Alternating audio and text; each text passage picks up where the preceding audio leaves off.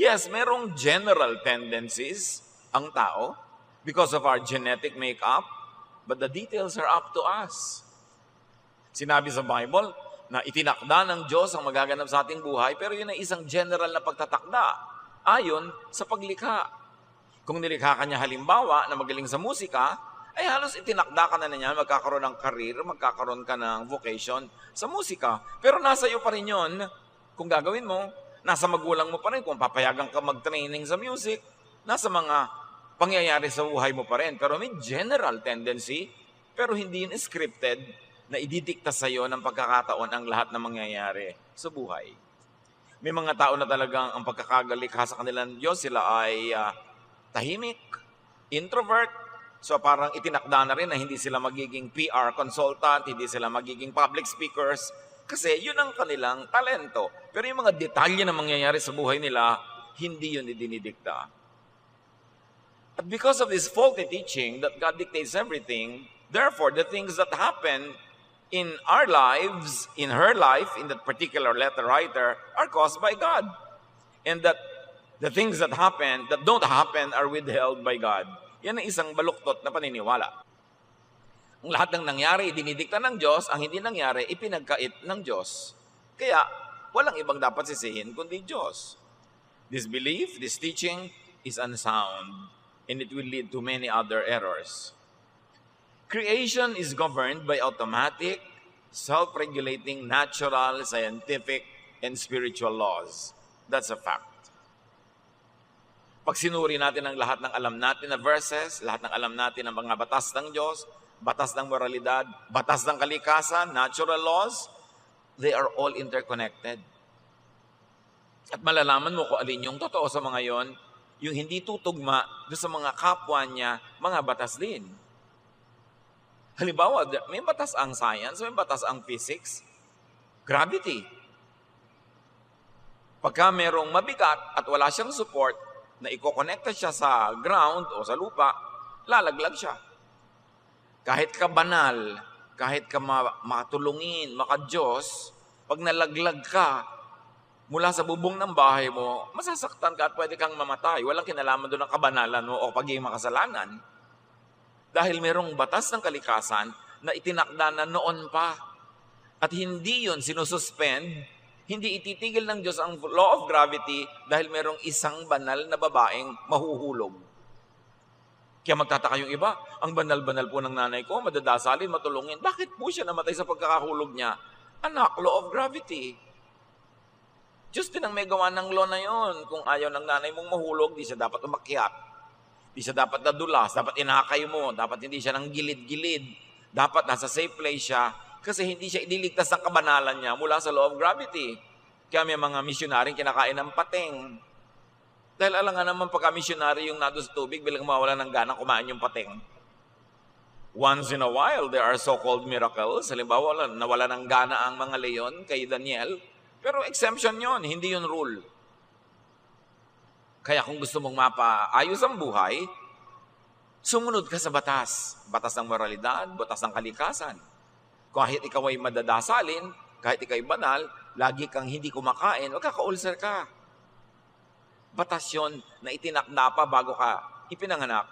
And don't expect God to change the laws and the application of the laws to accommodate you. Jeremiah 33:25, this is what the Lord says, I have established the laws of heaven and earth. Period na yun. Nalikha na ang lahat, wala pa ang tao, nandun na lahat yung mga yon. So know God's natural and automatic laws and operate within God's natural and automatic laws. Hindi yung, ikakasal po ako, buwan ng Hunyo, gusto ko garden wedding. Pastor po ang mapapangasawa ko, ako worker sa church. Ipanalangin po nating huwag umulan. Sasabihin mo sa Diyos, pigilan niya yung ulan. Wala pang tao sa mundo, ulan na ng ulan pagka ganyang panahon, tapos ikakasal ka. Pipigilin mong ulan, ba't hindi ka nalang magpakasal sa ibang araw? Sa ibang panahon? O, huwag na sa garden, sa loob na lang ng may bubong. Para hindi tayo mapagod magdasal, kada dasal na huwag umulan, panahon ng tagulan, kinokontra mo ang Diyos to accommodate your hilig. Maraming ganon. Nagtataka sila, bakit po may mga mananampalataya na nandun sa isang building, nasunog, pati sila nasunog. Law of combustion, nandun sila. Hindi ka i-exempt. Yung pag-exempt dyan, yun natin tawag na himala. Tandaan nyo, ang himala, exceptional yon, hindi yon ang karaniwan. What happens to all of us is the result of the interactions of all automatic laws, especially our own actions and the actions of other people. Kung minsan naman, pabaya ka, pero nagkataong mayroong isang matipunong lalaking nandun na sinalo ka mula nung nahulog ka sa building, nagkataon nandun siya at malakas siya, kaya hindi ka rin namatay, hindi ka nadurog, pwede mangyari yon kasi hindi ka nag-iisa sa mundo. Ang ginagawa mo, para kang bola sa billiard table. Babangga ka sa iba, magbabangga-banggaan, lahat yon may interconnection. Hindi pwedeng may exempted na isang bola doon na hindi sa tatabla ng mga banggaan. Kaya kung minsan, ang ayos-ayos mo sa buhay, tas ang napangasawa mo, saksakan ng gulo sa buhay, damay ka kahit ka banal. Interconnected ang buhay. Morality does not suspend the laws of physics. Scientific laws are the purest of all laws. At hindi yung pwedeng palitan kahit ang religious law. Kasi ang lumikha ng mundo ay siya din ang Diyos na dapat ay pinagmumula ng mga religious laws. So kung may mga religious laws na hindi sang-ayon sa natural law, ibig sabihin, may mali sa paggawa ng law na yon, sa pag-develop, sa pag-interpret, sa pag-apply ng mga tao na namamahala ng religious belief. Pero yung ginawa ng Diyos, hindi pwede pakialaman kahit ang relihiyon. Kasi nauna yun bago magkatao. Dapat nating igalang yun. Igagalang mo yung genes or genetic makeup ng isang tao. Bakit po dasal ako ng dasal para sa asawa ko na maging mabilis kumilos at matipuno at masigla? Yung genetic makeup niya, yun ang kanyang, mabagal talaga siya magsalita. Mabagal kumilos. Mabagal mag-isip. Hindi yan nadadaan sa dasal. Ang ipagdasal mo maging patient ka sa kanya. Kasi yun ang nature ng tao. Yung human nature, tapos gusto mong baguhin sa dasal, nababago, na-fine-tune. Halimbawa, red, pero gusto mo lang matingkad na red o medyo hindi matingkad na red, pero red pa rin. Hindi pwedeng gawing green yung red. Kaya yung tao na-fine-tune sa pag-aaral, sa pagsasanay, sa disiplina, sa alang-alang sa'yo, pero hindi mo totally pwedeng ibahin. Kasi merong inborn nature ang tao. At sinabi niya sa Psalm 135, You created me when I was still in my mother's womb. Nothing about me is hidden from you when I was made in the secret place. So, Diyos ang gumagawa sa tao. So, pati sa pagpili na magiging career ng tao o magiging vocation, ikagalang mo yung inborn nature. Kung ano talaga ang likas niya, mas magsasucceed siya doon. Ecclesiastes 6:12, For who knows what is good for a person in life? During the few and meaningless days, they pass through like a shadow. Ang totoo, wala naman talaga nakakaunawa ng lubos ng mga hiwagang yan ng buhay. Hindi dapat pinoproblematize kung walang solusyon. Hindi dapat itinatanong kung walang sagot. Kasi mapapagod ka lang. Ecclesiastes 8:6, For there is a proper time and procedure for every matter, though a person may be weighed down by misery. Yan ang batas ng Diyos. Batas ng kalikasan. May tamang panahon at may tamang paraan para sa lahat ng bagay. Tama nga ang paraan mo pero mali ang panahon, hindi pwede. Tama nga ang panahon pero mali ang paraan, hindi rin masyado magtatagumpay. Dapat tama ang panahon, tama ang paraan. Ecclesiastes 8:14, There is something else meaningless that occurs on earth. The righteous who get what the wicked deserve, and the wicked who get what the righteous deserve. Sabi niya, meron pang kabalintunaan sa buhay. Kung sino pa yung masama, yun ang yumayaman. At kung sino pa yung mabuti, hindi siya yumayaman. Pero paminsan-minsan lang yun, hindi laging totoo. Kasi alam natin na merong mga mabuti na mayaman at merong mabuting mahirap. Merong masama ang ugali na mayaman, may masama ang ugali mahirap. So walang kinalaman pala yung kasamaan o kabutihan ng ugali sa pagyaman o paghirap. Maybe it is dependent on your business practices. It is dependent on your work style. timing, pinili mong hanap buhay, timing mo sa pagpasok sa hanap buhay na yon, mga nakapartner mo, ang daming factor para ka maging matagumpay. Hindi lang yun nakaasa sa iyong religiosity. Akala kasi ng iba, kung mo ipinanalangin, kung mo sila ay makadiyos, magsasakit din na sila sa lahat ng gagawin nila. Hindi pala marunong mag-accounting, hindi marunong magkwenta. Sobra palang trusting, nakukupitan na ng sekretary, ng accountant, ng debit, credit, kupit. Hindi pala marunong ng pamamaraan na iisahan ng kapwa. So, akala nyo, Lord, di po ba, makakadiyos naman ako, nagtatype po ako, bakit hindi nagtatago pa yung business ko? Hindi lang nadadaan sa ganyan yan, ang daming factor.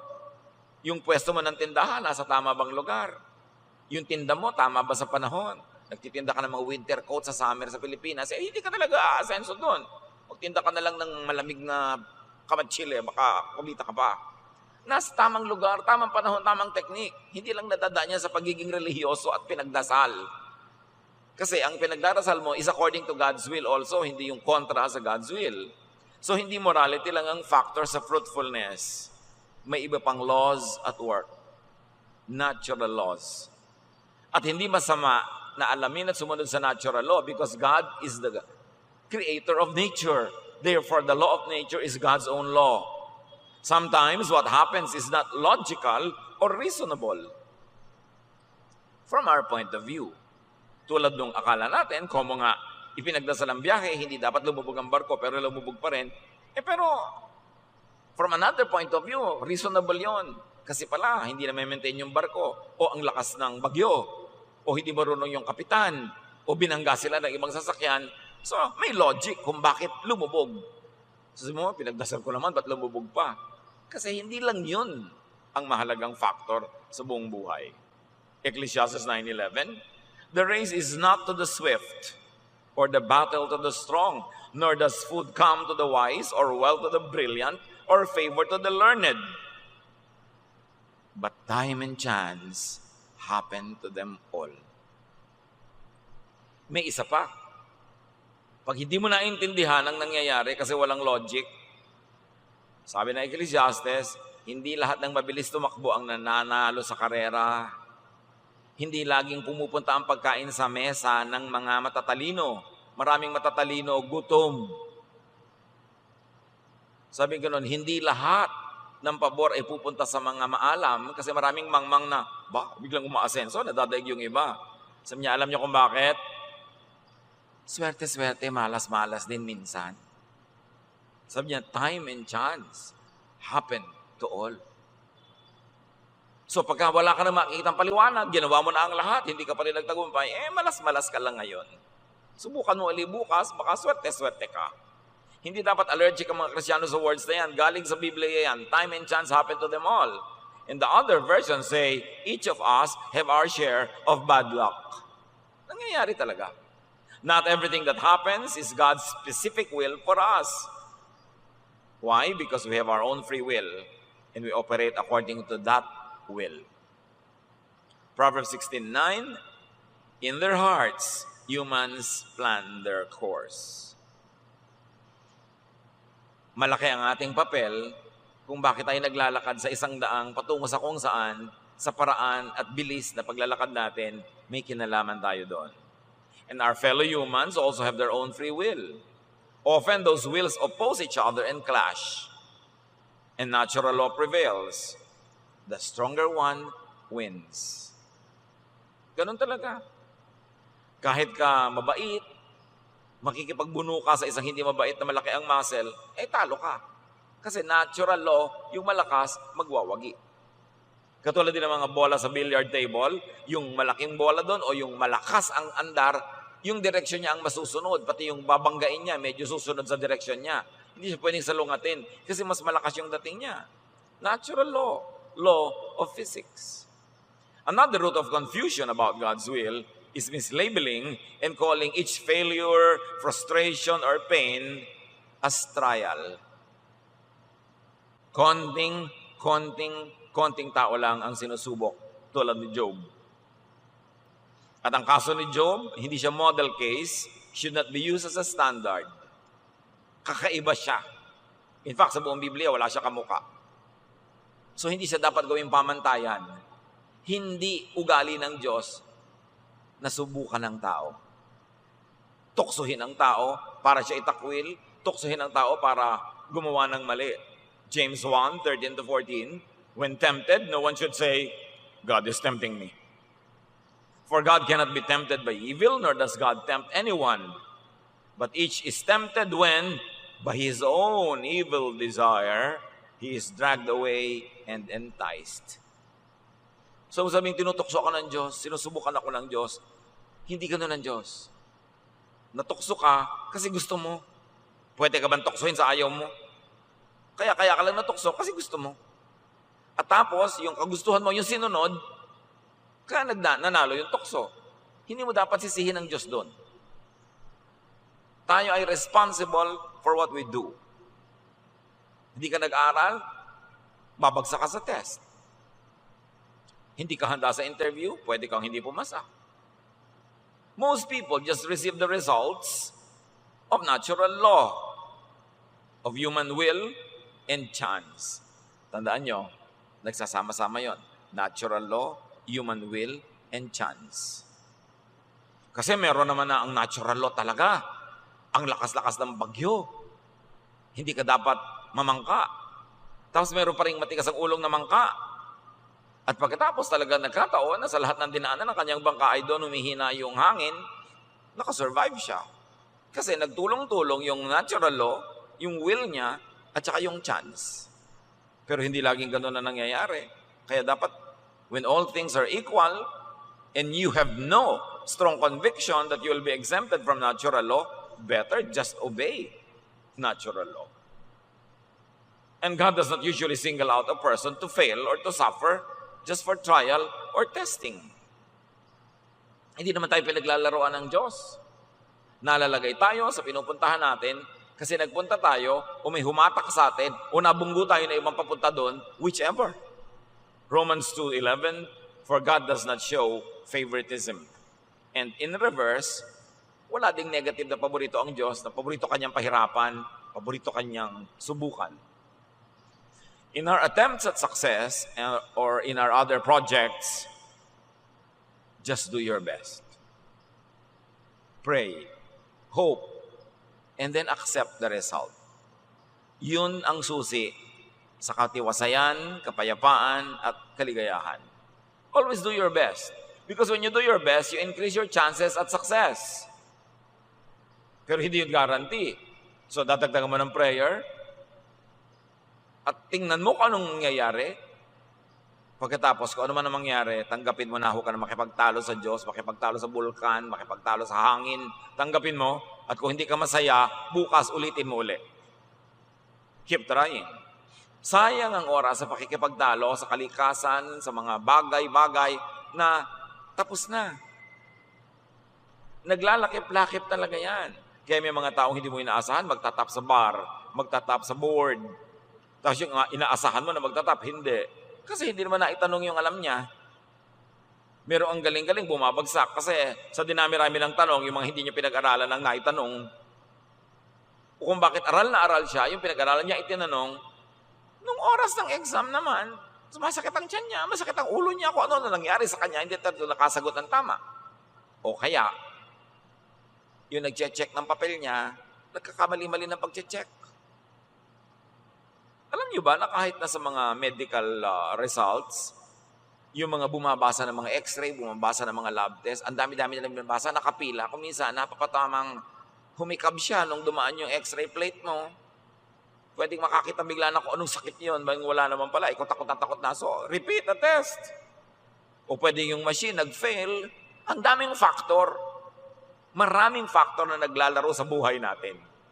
Kaya dapat subok ka ng subok, ulit ka ng ulit kung ayaw mo nung nakikita mo.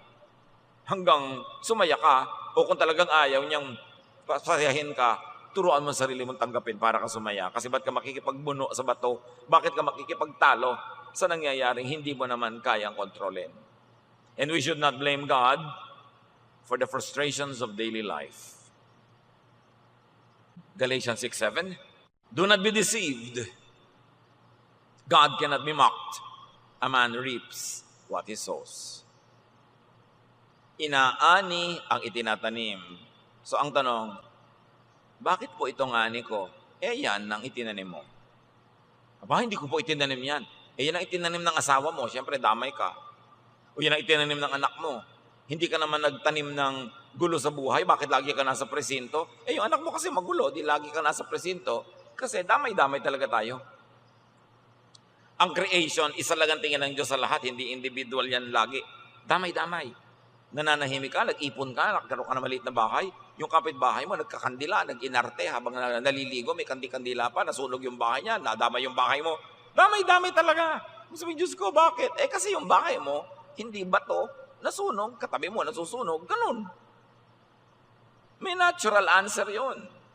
Hindi mo kailangan magtaka. Sowing could be conscious or unconscious, active or passive. Yung pagtatanim, pwedeng alam na alam mo kung tinatanim mo. Pero yung wala kang kamalay-malay, natataniman na ng iba yung bukid mo, kasali ka rin sa pagtatanim nun kasi hindi ka tumutol. Kasi hindi ka tumanggi. Nanakawan ka. Kasali ka rin sa nagnakaw sa iyong sa bahay kasi hindi mo isinara yung pinto. Kasi hindi mo binantayan. Kaya hindi lang yung magnanakaw may kasalanan doon. May pananagutan ka rin kasi yung bahay mo pwedeng nakawan. Umaalis pa kayo sabay-sabay, nakalagay pa sa Facebook, ang layo-layo namin, nasa malayo kaming probinsya. Di nalaman na ng mga kapitbahay niyo na wala kayo lahat doon. May kinalaman ka rin kahit hindi ikaw ang nagnakaw. Pinayagan mo, consciously or unconsciously, na manakawan ka. Kaya saan ka pumupwesto, sa kalumulugar, anong ginagawa mo, may bunga yun. Sabi mo, hindi ko naman sinasadyang magkakaganyan pala. Oo nga, pero nakapwesto ka na pwedeng magkaganyan. Yung mga nag-aabang halimbawa sa kalsada na yung mukha nila nandun na sa kalsada, pwede kayo mahagip ng bus. At ang dami mga buses, 300 years old na, wala ng preno. Doon ka pa nakakalat. Masasagasaan ka talaga. Kaya dapat pag naghihintay kayo sa mga kalsada, kung pwedeng nasa may likod-likod kayo ng poste para meron mang mawala ng preno, sa poste mo na bumangga bago sa inyo. Pwesto-pwesto yan. Yung bahay mo nasa lambak, papaliko pa, ang daming kawala ng preno, nakahiga ka, bigla ka dinaganan ng jeep. Kasi nandun ang bahay mo, sabi mo, Diyos ko, bakit yung po ako ganito? Nagdalangin naman ako. Gravity, velocity, nandiyan ka sa dadaanan talaga. Yung bahay na nakikita yung bahay ko minsan, sinusuot ng mga truck ng ilalim kasi nandun sila sa tumbok. Highway pa naman. So, nasan ka? Pwede talaga may mangyari sa'yo kung sa kalumulugar, pumupwesto. Kain ka ng kain, pwede ka talagang malason. Kaya kung hindi mo alam, hayaan mo muna ibang kumain. Pag bumula bibig nila, ay, mamaya na hindi ako kakain. Ikaw agad ang unang-unang kakain doon. Siyempre, ikaw ang experiment. Maraming ganun. Yung mga naglalakad ka ng gabi-gabi, pwede ka talagang makidnap, pwede kang ma-rape. So, nasan ka? Bakit ka nandyan? Pwede mo bang iwasan? Pwede mo bang ibahin ang mga sitwasyon para ma-improve yun sa chances mo of being safe? Pero hindi itatakda ng Diyos na bukas, ipaparape kita. Bukas, bibiguin kita. Lagi tayong may pananagutan. God will not actively frustrate anyone just for trial's sake. But indeed, frustrations would become like trials and tests of our faith. Pwedeng magmukhang ganon. Kaya sa Psalm 22, 1-2, ang panaghoy nitong umaawit, my God, why have you forsaken me? Hindi siya pinaforsake ng Diyos. Guni-guni lang niya yun. Ideya niya yun. Hindi naman na maalis ang Diyos. God is everywhere. So paano kayo iiwan? Why are you so far from saving me? So far from the words of my groaning? Oh my God, I cry out by day, but you do not answer. By night, and I am not silent. Sabi niyo, God, I cry and you don't answer. Sabi, nag-answer na ako, no. Ano palagi mo? Hindi ako sumasagot, kaya lang gusto mo lang madinig na answer, yes eh. Ang layo-layo mo, O Lord. Laging gano'n, merong, Tito, para po ang layo sa akin ng Diyos. Pastor, para po ang layo ng Diyos. Teka. Baka naman ikaw malayo sa Diyos. Nagpe-pray ka ba? Hindi po. Ngatay ka ba ng Bible study? Hindi po. Gumagawa ka ba ng mabuti? Hindi po. Nag-church ka ba? Hindi po. Hindi ikaw ang lumalayo. Kaya ang feeling mo, Diyos ang lumalayo sa iyo. Ba't ka lalayuan ng Diyos? Ang pupunta ang Diyos. Punong-puno ng Diyos ang lahat-lahat ng nilikha niya. So, guni-guni mo lang na malayo sa iyo ang Diyos. Kasi ikaw ang malayo. Activities, yung mga ginagawa mo, nagpapalayo sa iyo sa akala mo. Pero wala kang pwedeng puntahan na malayo ang Diyos. Pero pag namumuhay ka ng labag sa kalooban ng Diyos, nararamdaman mo at niloloko ka ng sarili mo na lumalayo sa iyo ang Diyos. Tapos sa Diyos ka pa magtatampo. Feeling bad about God or getting angry at God would only worsen one's situation. Huwag kayo magtampo sa Diyos. Hindi kayo mananalo. Isipin mo, ba't nangyayari ito?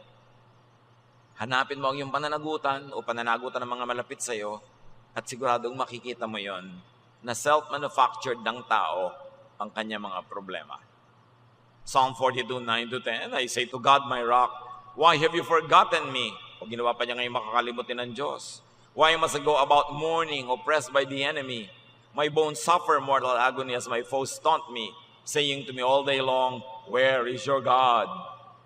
Kadalasan yung ganon, sinasabi mo, nililibak ako ng mga kaaway ko, tinatanong, nasaan ang Diyos mo? Nasaan siya? Actually, ang totoo nun, madalas yung tao ang nagtatanong sa sarili niya, nasaan ang Diyos ko? Nagda-doubt na siya. Kasi nga, naglalayo siya ng sarili niyang loob sa Diyos, kung ano-ano ngayong papasok na guni-guni sa kanyang isip. Foe could be one's self-doubt, not other people. Yung tinig mo rin na nanggagaling sa iyong dark self and dark side. But you know, no matter what happens in life, whether what you want to happen happens, your plan happens, or not, there is hope. Kasi every day, may bagong pagpapala ang Diyos, may bagong pagkakataon, may bagong rearrangement of the universe. Nag-iiba-iba, nothing is permanent. Hindi ka tagumpay kahapon, pwedeng ang timpla ng araw na ito ngayon ay bagay sa iyo. Laging may pag-asa. Psalm 121, 1-2, I lift up my eyes to the hills. Where does my help come from? My help comes from the Lord, the maker of heaven and earth. Imagine the maker of heaven and earth. Alam niya lahat ng law ng nature. Alam niya lahat ng law that rules life. And when you live according to the will of that God who knows what should and what will happen, then you cannot be wrong. You will succeed. You will be fruitful.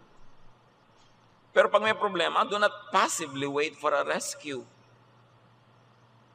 Kaya si Karl Marx, sabi niya, yung relihiyon, pambangag lang yan sa mga tao. Religion is the opium of the people. Kasi maraming tao, pag naging relihiyoso, nagiging tamad. Naghihintay na lang ng himala. Naghihintay na Diyos ang gumawa para sa kanila. No. You want rescue from God? Look at yourself. Look at what you have. Look at your talent. Look at your energies. Look at the people you have, your connections, and get rescue from those elements. Huwag mo antayong bumaba mga anghel sa langit at buhatin ka. Kasi lahat ng kailangan mo rin for your rescue, nandyan na. Kailangan lang ma-master mo ang paggamit. Available.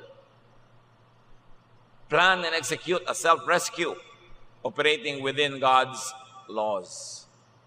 Yung babaeng namatay ang asawa, tapos yung mga pinagkakautangan nila, kukunin yung mga anak niyang bata, pambayad sa utang, nagpunta siya sa prophet. Sabi niya, ano pong gagawin ko? Yung asawa ko, natauhan niya na namatay, may iniwang utang. Ito mga anak ko, pambayad na sa utang, kinukuha na ng pinagkakautangan namin. Actually, humihingi siya ng tulong sa prophet. Sabi ng prophet, what do you have at home? Yun ang tinanong, what do you have? Konting langis po. O bueno, manghirap ka ng maraming lalagyan, isalin mo ng isalin yung langis na yan. At ganoon nga nangyari. Marami pala siyang property, marami siyang ari-arian. Isa na doon yung langis, kahit konti lang. Tapos yung PR niya sa mga neighbor, nakapanghiram siya ng mga lalagyan. May anak pa siyang pwedeng utusan, tumulong sa kanya. So, what do you have at home? I have a little oil, I have neighbors, I have my sons, I have my energy. So yun ang ginamit para siya magkaroon ng maraming surplus oil na naibenta niya, nakapagbayad siya sa utang, at may sobra pa. Laging ganun mga kapatid, may problema kayo, what do you have? Meron akong kailangan bayaran, lagi agad, ay, may pera kaya si ate, may pera kaya si kuya, ikaw, what do you have? Pwede ka maglaba para sa iba, pwede ka maghugas ng kotse, mamasukan, what do you have? Ang solusyon sa problema muna, bago yung iba, ikaw, anong meron ka nabigay ng Diyos? Para ma-solve mo yan, hindi yung lagi kang aasa. At ang problema sa mga sobrang relihiyoso, sobrang palaasa sa langit. Ka-importante, yung kasabihan na nasa Diyos ang awa, nasa tao ang gawa, napakatotoo nun. Kailangan gumawa ka. Kasi binigyan ka ng Diyos ng kakayahang gumawa. Liba na lang sobrang tanda, sobrang bata, o sobrang may sakit. Yun ang nangangailangan ng tulong. God's will seems to be everything permissible to happen within the life systems God designed, including inputs from nature and other living beings. Pag sinuri natin ang mga katuruan sa Biblia, natural law at yung tunay na pag-observe ng buhay, lumalabas ang tunay na kalooban ng Diyos ay yung pinapayagan niya mangyari sa pagbubunggo-bungguan ng mga bola sa billiard table, sa pakikipagtalastasan ng kalikasan, ng panahon, ng tao, ng mga kapwa-tao, ng mga hayop sa paligid, yung nagaganap doon, ibig sabihin, God's will. What is God's will? The design of His creature that is comprised of capacities, gifts, tendencies, natural desires even, and reactions due to genetic dictation. God's will yun. Ganito siya ipinanganak. Ang tatay niya, ganitong siya pinag-aral. Ang hilig niya, ganito. May mga tumulong sa kanya. Ayan ang nangyayari. Ibig sabihin God's will. Kasi lahat ng pinanggagalingan ng energy is within the creation of God. God's will seems to be whatever could be achieved employing human personal will within what God created and allows as choices. So God's will ba na magkaroon ng eroplanong lumilipad? Yes! Kasi nakasulat na sa law of nature, the law of buoyancy, the law of speed. Bakit ba lumilipad ang eroplano? Sa speed. Tapos pag inangle niya yung pakpak, dahil mabilis ang takbo, tataas. Bababa yung eroplano pagka inangle uli yung pakpak. Kasi may law.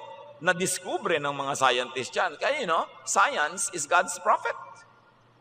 Ang mga scientists are God's prophets. Kasi nadidiscover nila yung utak ng Diyos, yung design ng Diyos. Bakit ang sa aspile, pag hinulog mo sa isang palangganang tubig, lumulubog, pero pagkalaki-laking barko, lumulutang sa dagat. Law of buoyancy.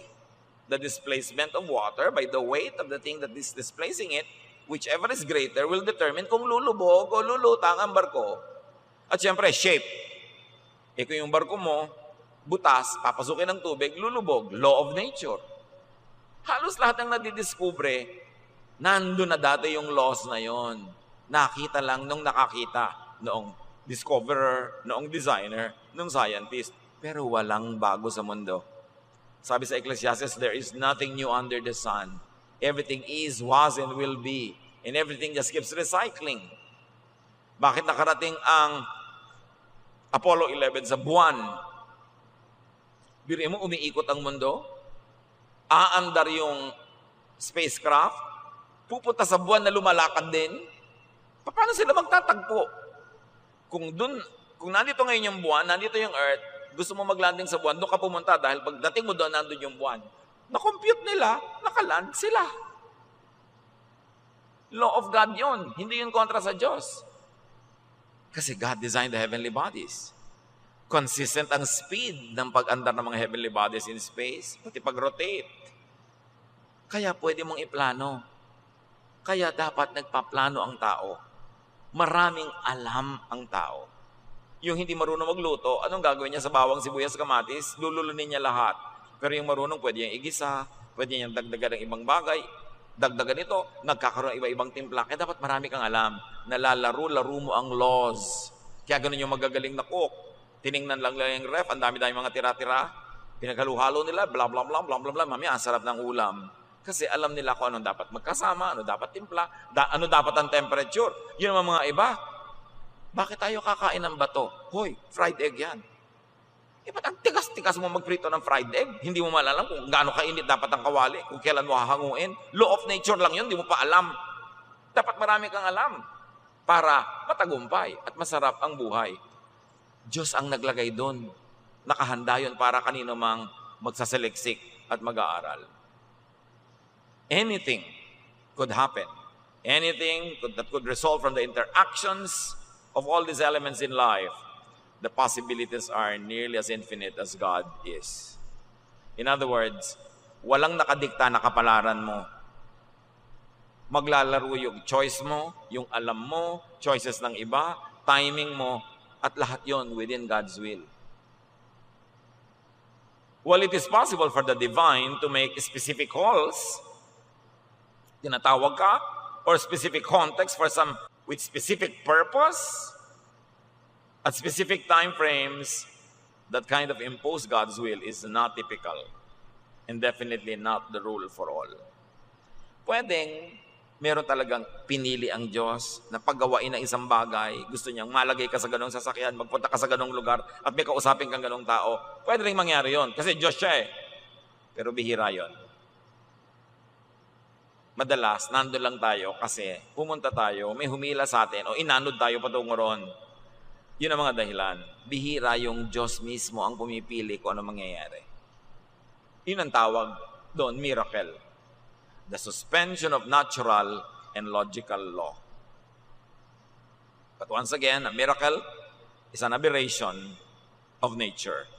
It is an exemption. Hindi siya dapat laging asahan. Pwedeng hingin, pero kung hindi ibinigay, huwag ka magtampo. Kasi hindi obligado ang Diyos to suspend natural law to make a miracle for you. Kung kailan may sakit ka na, humihingi ka ng himalang gumaling ka, ang dami mo nang kinain na bawal. Ang dami mo nang ginawang masama sa katawan mo, tapos kayo ang lalala mo na, hihingi ka ng himala.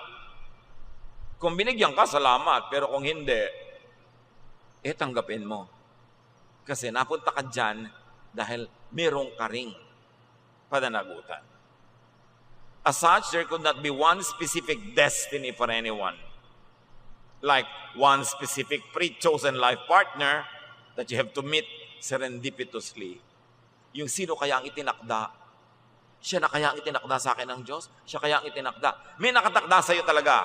Halimbawa, mahilig ka sa masayahin na tao. So may maraming tao, milyones, baka bilyon yung mga nakatakda para sa iyo. Walang nakaspecify kung alin yon. Kasi kahit alin doon pwede. Ngayon, hindi ka na umaalis ng bahay, yung magpuputo lang na dumadaan sa bahay niyo, ang nakikita mong masayahin, yun siguro ang mapapangasawa mo. Kasi nilimitahan mo yung choice. Pero kung ikaw sana yung nagtinda ng puto, ikot ka ng ikot sa buong bayan, ang dami pang nakitang choices. Pero doon ka pa rin pupunta sa gusto mo. Liban na lang. Hindi mo nang gusto itong babaeng to, ginalaw-galaw mo, napikot ka tuloy. Ayan, kahit hindi mo siya gusto, napunta ka. Kasi may pananagutan ka rin. Is that within God's will? Yes. Because that's within natural law. Nandun ka, nandun siya, may ginawa kayong kung ano, napahamak ka, natural law yun. Cause and effect. If P, then Q. Sabi sa trigonometry. Kala mo naman, may natandaan ako sa trigonometry. So, napakahalaga yun. As such, there could not be one suffering or happiness that is God's specific will for a person. Walang assignment na lungkot o saya para sa'yo. Ginagawa mo yan. Walang taong biktima. Kasi kahit binibiktima ka na, pwede namang hindi mo tanggapin eh. Inaapi ka, pwede ka namang hindi paapi. Kinakawawa ka, pwede ba naman layasan yung nangangawawa sa'yo? Nandiyan ka, kasi pumapayag ka. So may pananagutan ka pa rin. Kasi kung merong script, if there are people who are destined to suffer this way, that would make creation just glorified robots. Hindi man robot ang ginawa ng Diyos, yung tao may sariling kalooban. Si Adan at si Eva nga, sinabihan na, huwag nyo itong kainin, kinain pa rin nila. May kalooban. At nung kinain naman nila, hindi naman sila pinatay. Sabi na, ay, hubad kami, ay, nakakahiya. Ginawa pa sila ng Diyos ang damit. Ganun ang pagmahal ng Diyos. Hindi nyo ako sinunod, pero dadamit ako pa rin yun. Meron tayong will. Nandiyan ka. Kasi kung hindi mo kasi nandiyan magtagad ka, may nagtala sa'yo na pero hindi ka na umalis. Pumayag ka. Will mo yan. Kaya, may panilang we have to interact with the rest of creation. Tulad ng pumapakasal ng tagulan. Sasabihin ko sa inyo, papakasal kayo ng tagulan, tapos guardian wedding, huwag niyo ako i-request na ipag-pray ko kayong huwag umulan. Hindi ko talaga pinagpe-pray. Kasi bakit ko na makakalabanin ng Diyos tagulan? Sinasuggest ko na nga na doon na kayo sa basketball court, o sa barangay hall, o sa Malacanang Palace, may bubong, ayaw mo pa rin. Pag umuulan, sorry. Ganyan talaga. Kaya dapat ang trahe de boda mo, pag tagulan, kapote. Ang shoes mo dapat, bota. Ay, nakita ko na lahat ang uri ng kasalan. Mga sapatos sa tatakong na lumulubog sa putik, hindi mabunot-bunot, hanggang buhat-buhat na ng mga abay yung mga sapatos nila. Nakikita ko, sabi ko, pinili nyo kasing tag-ulan. Hindi ko naman sinasabing buti nga sa inyo. Aawa din naman ako dahil hindi natutuloy yung plano nila. Pero atikas ang ulo. Lalabanan mo yung nature. Everything in creation also acts, reacts, and interacts with everything else. Kaya hinahagis mo mga kalat sa dagat, mga basura, nakakain ng isda. Mamaya, kinain mo yung isda, nakain mo yung basura mo. Kasi interconnected talaga tayo. Yung hangin, pinaparumay mo, mamaya, ikaw din ang lulunok niyan. Hindi naman ikaw yung naninigarilyo, nagkaroon ka rin ng cancer. Kasi nalalanghap mo yung usok ng iba. Yung iba naman, may usok, may usok. Pero ba't di mo puntahan yung naninigarilyo? Nausukan ako, huwag dito manigarilyo. Hindi, pumapayag ka, reklamo ka, pero ayaw mo kumibo, magdusa ka, magka-cancer. Kasi dapat naninindigan ka para sa sarili mo. Tulad ngayon, may batas. May batas, ha? Na hindi na pwedeng naninigarilyo kahit saan na lang. Restaurant, meron pa rin pumapayag, naninigarilyo yung client. Ipatawag mo yung may restaurant kasi pwede mo ipakulong yung may-ari ng restaurant pag pinayagan niyang may naninigarilyo sa kanyang restaurant. Kahit ang dami nila, nag-iisa ka lang, ang batas nakakapanig sa'yo. Pinalaki kasi ng nanay mong mahiyain, hindi ka na kumikibo, magka-cancer ka. Pumapayag ka. Will mo yun. Yun yung permissive will mo o yung unconscious will. Kahit hindi mo ginawa, pero pumapayag kang ginagawa nila, kasali ka na rin sa gumagawa nun.